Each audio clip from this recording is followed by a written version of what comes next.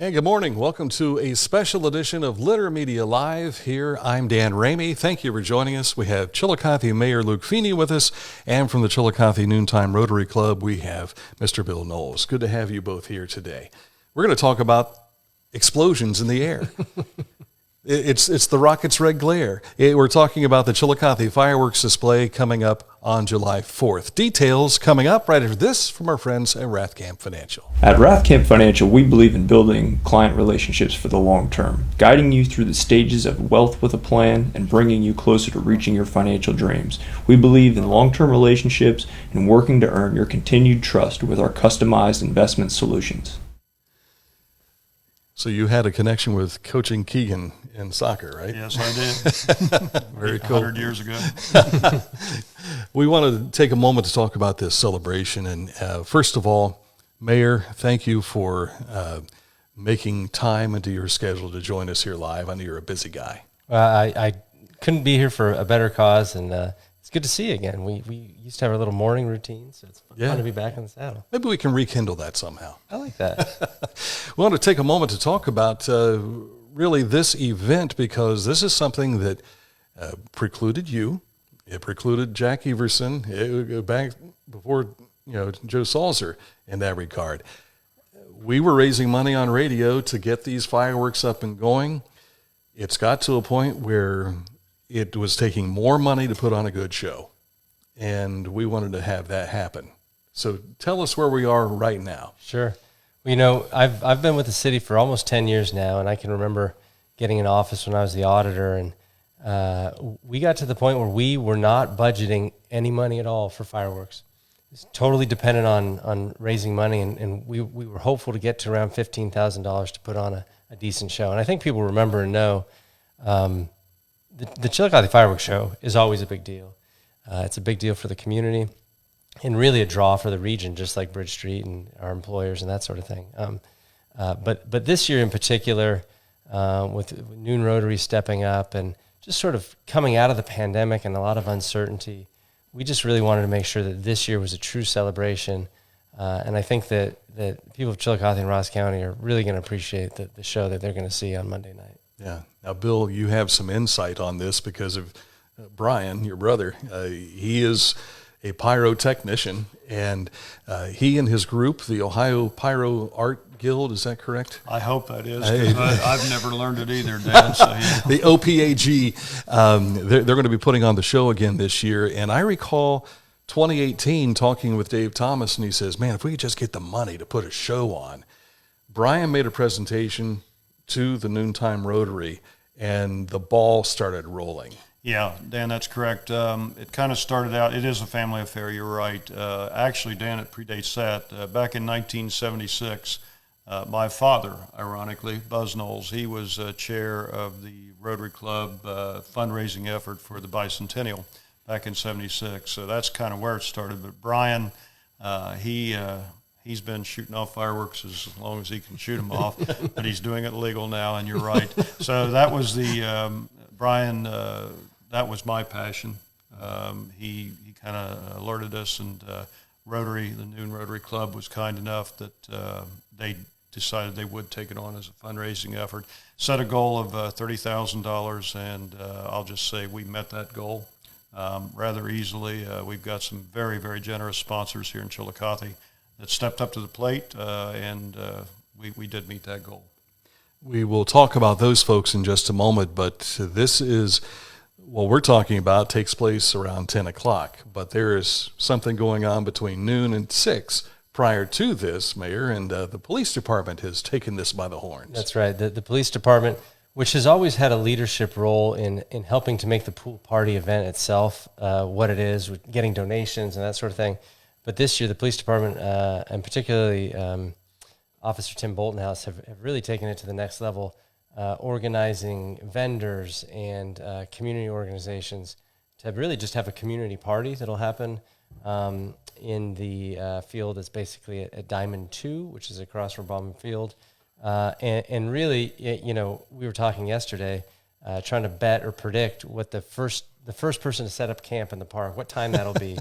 I'm guessing 8 a.m. I don't think anybody's set up yet, but I I think that this community celebration and party that they're putting on is just going to take the event to the next level. Lots of activities for families this year, and really the partnership with Noon Rotary.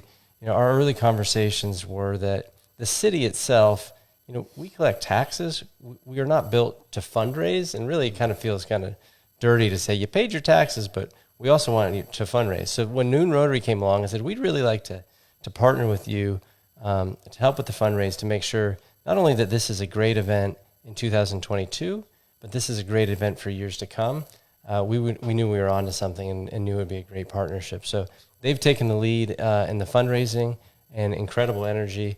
And so we have been able to focus a little bit more of our energy on making the overall experience even better. And I think this will be the first of many to come, because we recognize for all of Southern Ohio, this will be the destination event.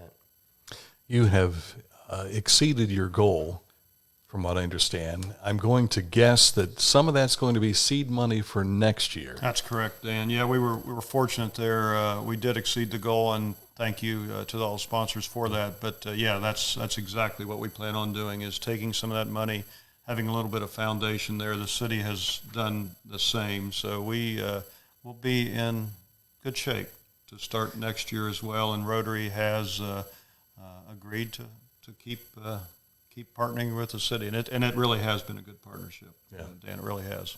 Good people in Rotary, and the same response, back and forth, working together. That's what Chillicothe's a gathering place, right? That's exactly right. That's right. Thousands of years. And many things. Let's take a moment to talk about the folks who are making this happen. Your big contributor is Adena Health System. They step up a lot.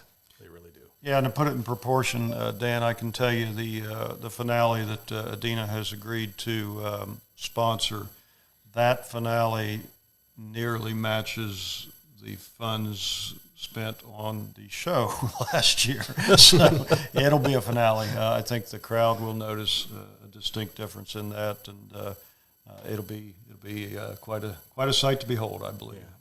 Now, you've got some major sponsors, and by major sponsors, and a lot of people contributed to this, but the major sponsors you are designating as over $2,500. Actually, we'll go $2,500. Actually, the $1,000 group is an important group as well. But yes, we've got several. And Dan, if you want, I'll let you go down through some of them, and I'll. You didn't say that in part to include litter distributing, did you? Yeah, you get to do Our that. parent company. Yes, that's right. Set 'em up, yes. Vinton County Bank, Kingston National Bank, litter distributing, Pathways Financial Credit Union, Veterans of Foreign Wars, all Chillicothe Sparkle sponsors at $1,000. Horizon, the VA Medical Center, and Kenworth, all Thomas Worthington sponsors at $2,500. First Capital sponsor, that's $5,000. The Scioto Society, who will have Brandon Smith in to talk about that on Thursday. Chillicothe Ross Community Foundation, the Hernstein Auto Group, Homeland Credit Union, and Petland, and of course Adena Health System coming up with $10,000. But a number of people put in less than $1,000, and that adds up. And we appreciate those as well, Dan. It's without those folks, they're a good seed to sprout the larger contributors. So all those folks are very much appreciated. I am going to be there to capture this, like we did in 2018. It was fantastic to be at Ground Zero. I had never been at Ground Zero for the fireworks display, and I'm telling you, folks, if you and I'm not going to. Don't take this the wrong way. You can go to the park, you can go to the pool. You got to be on the flood wall if you want to really see the display. I've heard people say, well, I was at the parking lot out and such, and it just wasn't, well, you got the money to put them higher now, so those fireworks will go higher. You'll probably see them from miles away. Well, and it's interesting you mention that, because I think that, the way this is set up, which is fascinating to me, I learned it just in the time that I've been with the city, is that there's actually a club. It's the volunteers that set off the fireworks. Right. So we purchase the fireworks, the club sets them off, and it's an art form, really. Mm-hmm. And the ground show, the things that happen lower, and if you can't see past the flood wall, you miss a lot of it. And that said, we're going to make it easier to get to the flood wall this year, because I'm just announcing last night at council, and I'll reiterate tonight, we're going to have the trolley running on Monday. Nice. And so if it should help with parking, it should help with access to the park. But if you want to park downtown, hop on the trolley and then take the trolley down into the park. Really getting on that flood wall is where the great show is. But being in the park during the day or at the pool party, also front row seats. Yeah. I will tell you, again, 2018, they had the wall of fire. And there was 13 gallons of gasoline that just went whoosh. And if you were not on the flood wall, you didn't get singed, but you felt like you were part of the show. Yeah, you can feel the heat, that's for sure. So I can't wait to see this finale as well. Yeah, that should be fantastic. And Dan, I should give a shout out. I gave a shout out to my brother Brian, but Dave Thomas will be the lead shooter down there. I want to give a shout out to Dave as well. But that club, the mayor is correct. They're volunteers. So the folks you see down there shooting this off, they're not paid. They're doing this for just the love of the city and the love of shooting off fireworks, and it's something to see. And they do a lot of displays around here locally. I think they're doing 3 shoots even this weekend, just this club locally, and I think the club scatters out. I think there's 50 members in the club, if Brian told me correctly, so they're all over, yes. And they know what they're doing. I've watched them in action. It's something else. Yeah. It really is. Anything that we have missed you wanted to make sure people knew? Yeah, I do want to add, because of the incredible support this year, a lot of the pool party tickets have already been allocated. But this afternoon, we're going to put the remaining pool party tickets on sale. They can be purchased through the city, calling in, stopping in. They can be $10 a person. Because of the incredible support, sponsorship, a lot of those tickets that were sort of for sale to the public in previous years, a lot of those have already been allocated through these sponsorships.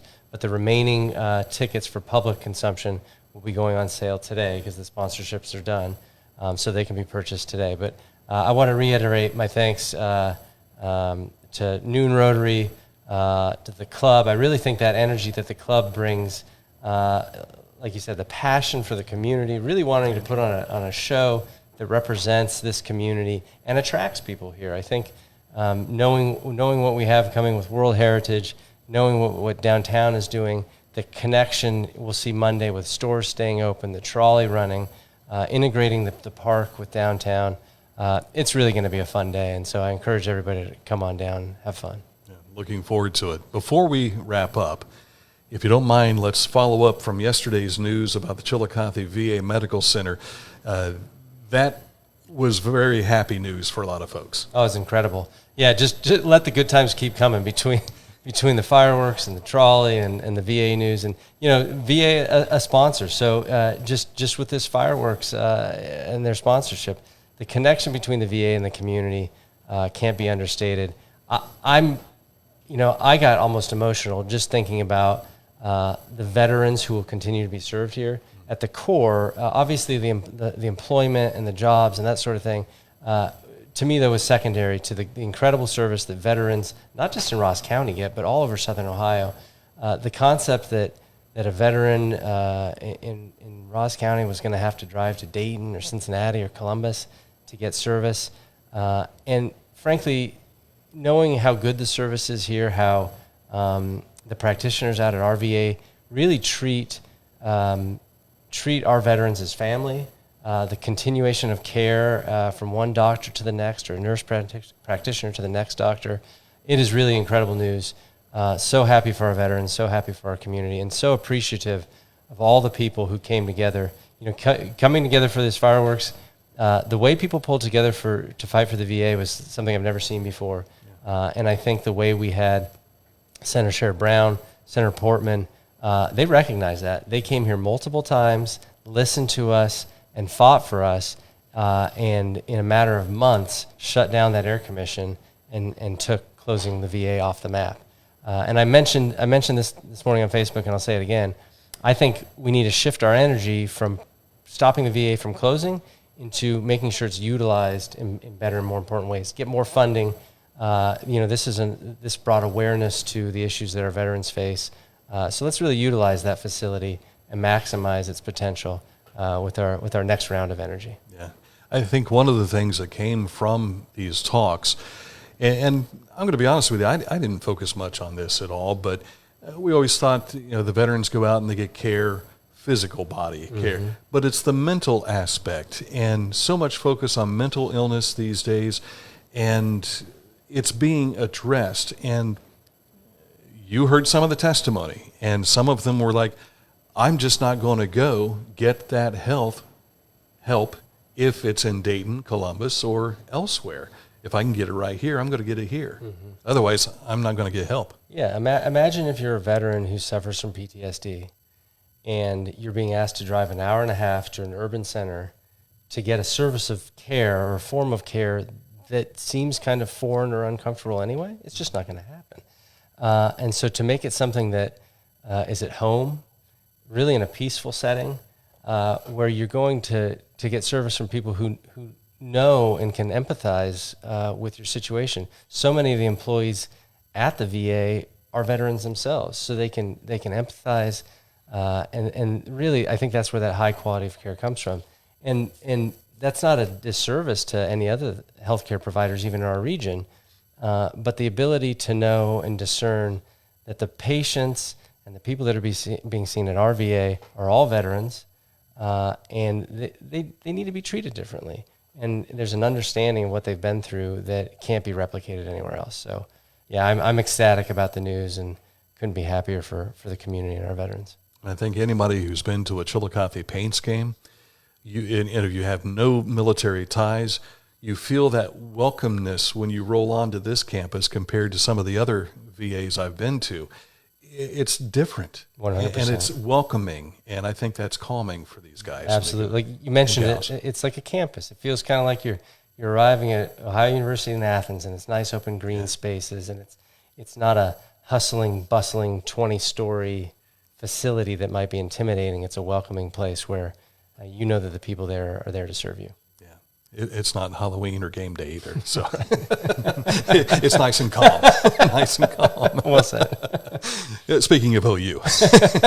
So, gentlemen, thank you for joining us here today inside the Litter Media Loft at our Hometown Motors Incorporated studios to talk about Chillicothe fireworks. The display is July 4th, and you want to be there, get in place at least by 9 o'clock.